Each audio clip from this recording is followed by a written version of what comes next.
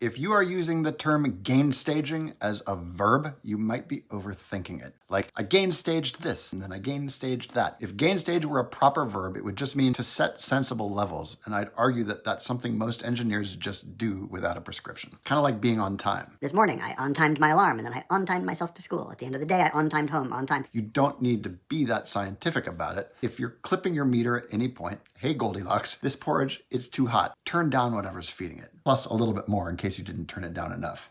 Hey Goldilocks, if this porridge is too cold, then you're gonna have to turn it up later. Every analog thing you own generates a little bit of its own noise. You've recorded that noise too, and inevitably when you crank it up later, you're turning up that noise as well. When it comes time to mix, even in digital where there's no noise and practically infinite headroom before clipping, your main tool as a storyteller is level. The power you wield to tell your listeners a story is pretty much equal to the distance between where your fader lives and how high it can go. And for that, you get to decide for yourself what is just right. But remember, if everything is maxed out because you recorded it too low, that distance is tiny, and you can't be a very effective storyteller. Either way, your signal isn't ever gain staged. That's not a thing.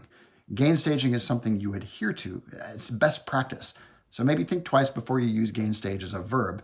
And if this video was helpful, share it with somebody who belongs in a class like this.